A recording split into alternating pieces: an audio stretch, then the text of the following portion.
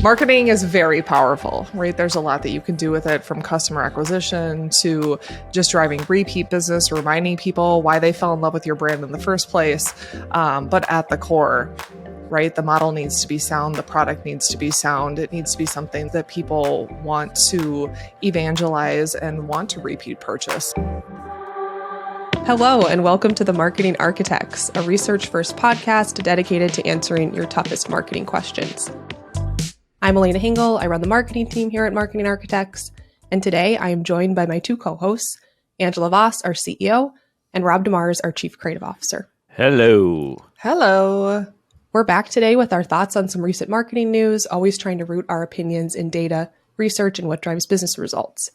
And today we're going to cover some recent breaking news in the marketing and advertising world, and that is Elon Musk announcing that Tesla will finally invest in advertising. And this is pretty significant news for all of us in marketing because Tesla has been sort of hailed as a poster child for how to grow your brand without investing in advertising since they were founded. And this is for good reason. Tesla became one of the most valuable companies in the world with zero spending on traditional advertising. Tesla has relied on word-of-mouth marketing, and Elon Musk has even publicly shared his distaste for advertising, saying that he chooses instead to invest in research and development in place of more traditional marketing.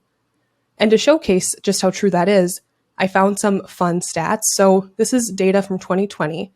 Chrysler spent $784 in R&D and $644 on advertising per car sold. GM spent $878 in R&D and $394 on advertising. Toyota was $1,063 and $454. Ford was $1,186 and $468. Tesla, on the other hand, spent $2,984 per car sold on research and development and $0 on advertising. But that was in the year 2020, and just a few weeks ago in a shareholder meeting, Musk announced that Tesla will try advertising for the first time. He hopes that advertising will combat what he described as misinformation about the brand's pricing, as well as promote its safety features. And it appears that this advertising is already coming to life. Possibly. Tesla Asia shared a 2-minute commercial on their Twitter account just 1 week after this announcement under a campaign called Drive to Believe. This video was a testimonial from a mother of 2 kids who was initially drawn to Tesla because of the technology, but she later grew to love the car for its safety features. So that appears to match the sentiment that Musk said he wants to communicate in that shareholders meeting. So, Ange, I'd like to start with you. Did you see this move to advertising coming from Tesla? Does anyone see Elon's moves coming? I don't know. No. Exactly. I think I spin myself in circles trying to predict his next move. No, I don't think I saw it coming, but I do think it makes sense, right? There's multiple versions of advertising, right? There's owned, there's earned, there's paid. And to your point, Elena, Tesla has enjoyed a lot of owned and earned advertising. Musk joined Tesla as the chairman of the board back in 2004, but he didn't take the role of CEO until 2008, which we might remember was also the year that SpaceX made history by developing the first privately funded liquid propellant rocket that reached orbit. And so there was a lot of positive buzz when that was happening, as Tesla was growing and brand was really strong. But I think what's happened lately with Twitter and with his personal brand being kind of brought to the forefront with the press, it's sort of like having your paid advertising channel start to work against you, right? With the majority of your target audience. And so now I think this move helps to combat that. This is Tesla's chance to take control of the narrative, right? What do they want to say? What do they want people to feel? I think they're working against some pretty big challenges. But up until recently, kind of regardless of how you feel about Elon Musk, it's hard to argue that he hasn't had a positive effect on their ability to grow despite that lack of paid advertising. Right. Ange, do you think it also has anything to do with the rise of just electric vehicles? There's more competition in the category. Do you think that played a role in deciding to advertise now? Absolutely. I mean, you see, Ford and GM and Toyota, they're all introducing their own electric models. And so with more options available to consumers, right, they just need to more aggressively communicate that USP and that brand story. But I love what they're doing. I mean, Tesla and Ford teaming up to share the charging, ecosystem, the charging network. And so they're looking for all sorts of ways to grow, but I think they've just reached a phase in their growth cycle where it's time to take control of the narrative and communicate for a variety of reasons.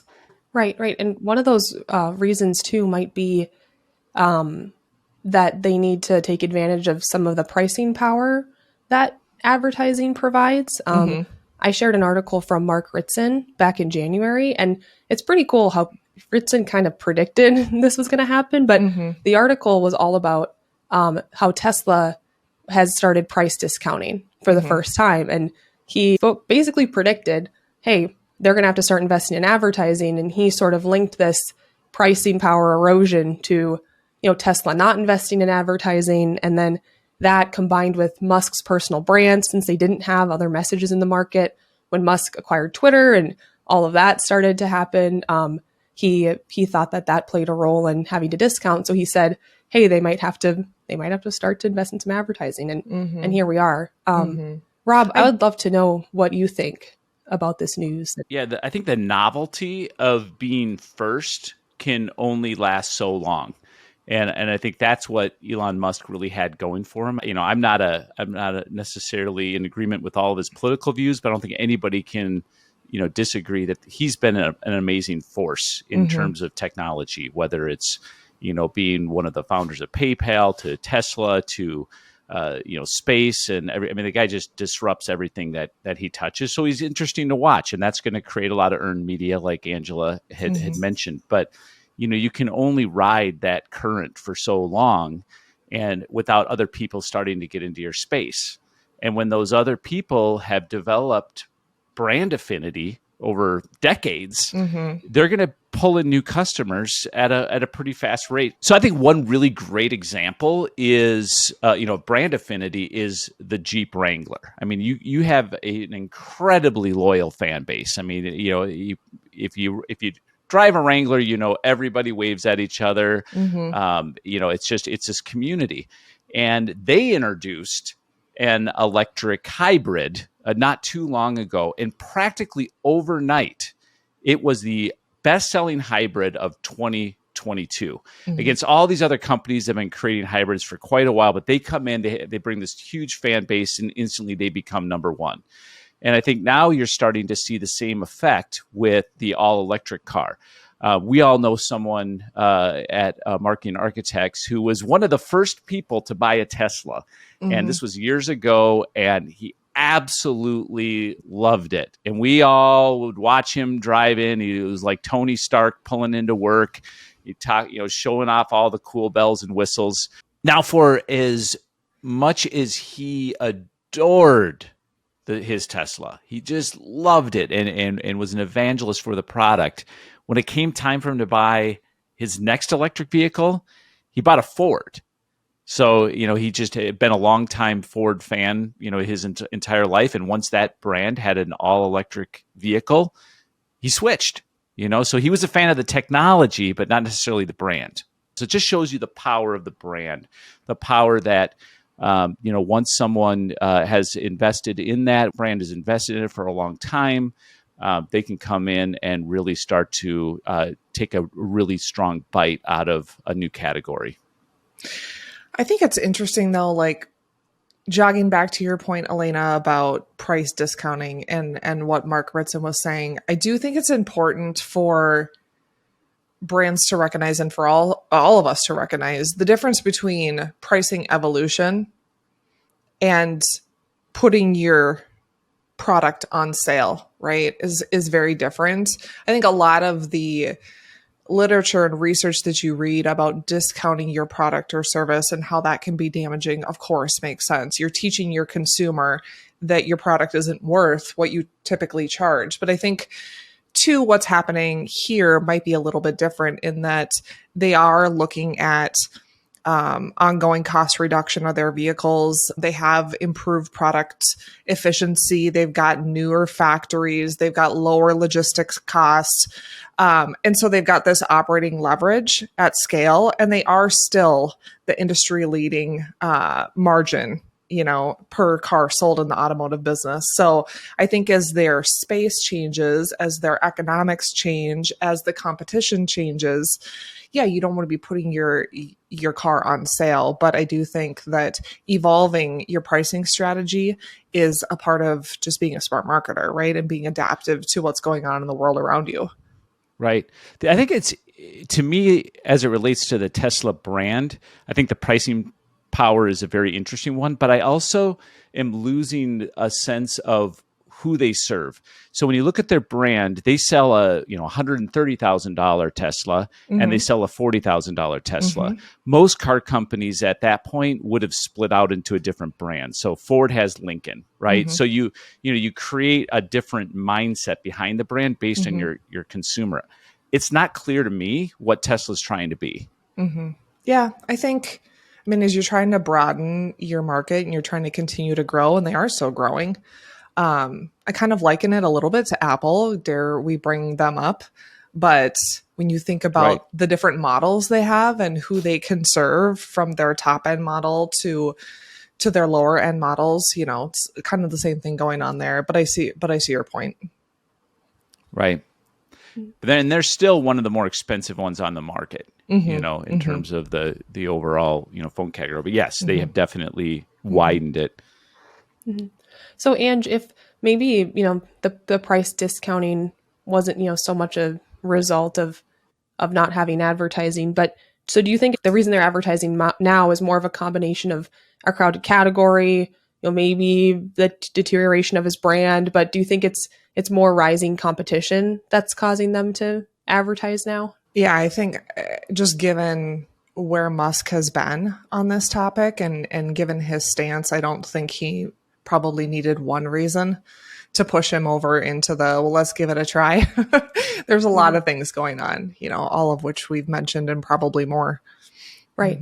And one other thing I wanted to ask you is, I know that with a company like Tesla, they're in really a category of their own, but do you think that there's anything that, just marketers in general can learn from a story like Tesla turning on advertising? I mean, even before turning on advertising, I would say they're where they are because they have invested so much into product quality, right? That strategy did work, right? Despite their decision to finally start advertising, they've really built their reputation on building that quality product. The strength of the Tesla brand and the high demand for that vehicle was achieved without paid advertisements. And I think that really underscores the importance of investing in product development and really ensuring a high standard of quality. You need to give your consumers something to evangelize. He's saying that's how we grew, all this word of mouth, and we got this wait list.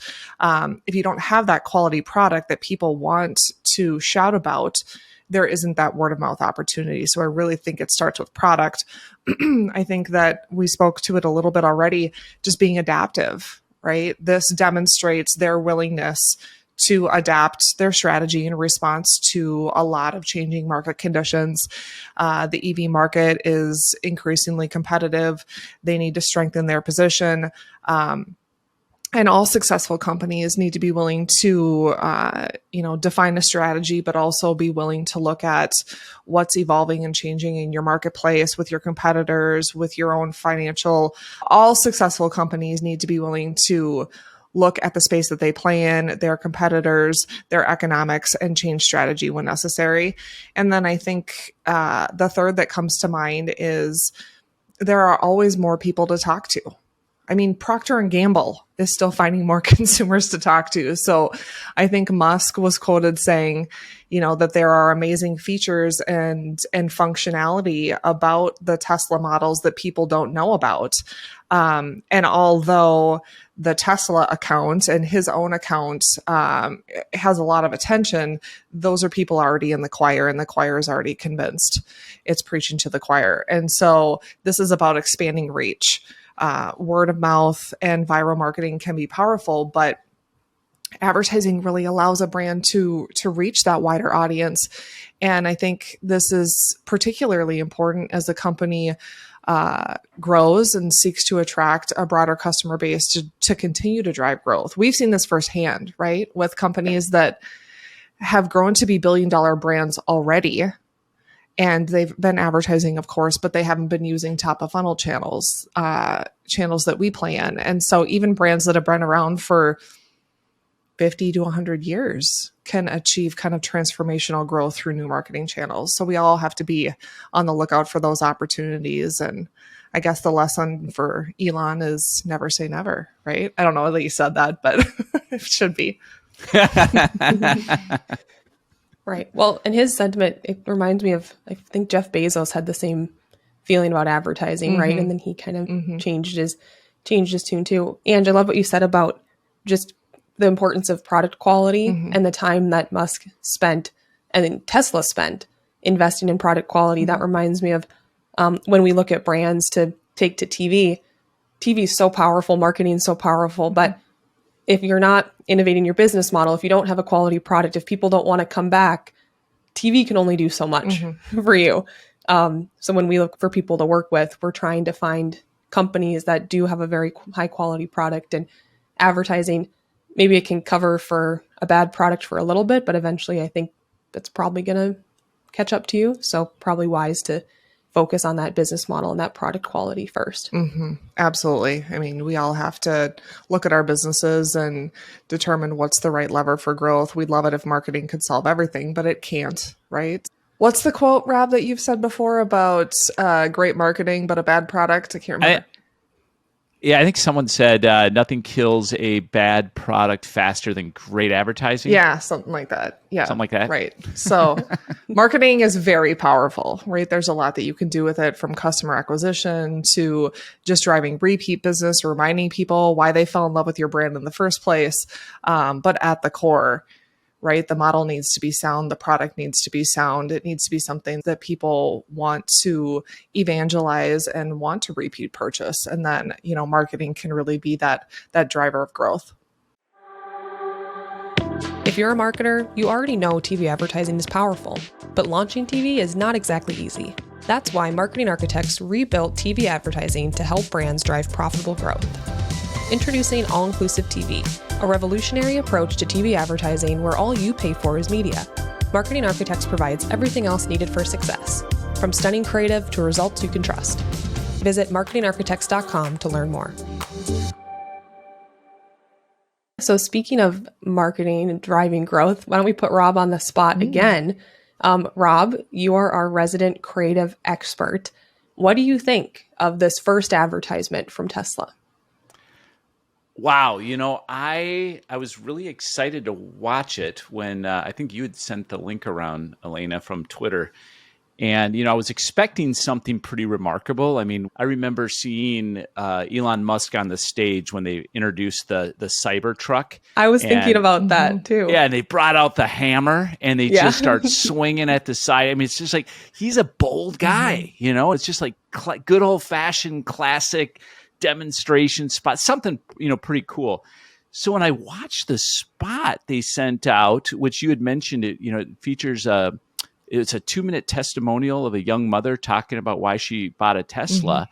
And I'm like, what is the strategy here? And what is the strategy to me was as confusing as Elon Musk buying Twitter. Like, what was the why behind it? I know they're looking to, broaden their audience, but they felt like they walked so far away from just how amazing this car has been for, the car industry. I wouldn't have thought of the mother as the initial target audience of my first TV campaign for a car that makes you feel like you're Tony Stark. That just was bizarre to me. They showed B-roll of her talking about, she's talking about the safety while they're showing B-roll of her kids in the back seat getting strapped into their, and I'm like, this could have been a Volvo commercial or like a Mercedes commercial. It was just so like safety focused.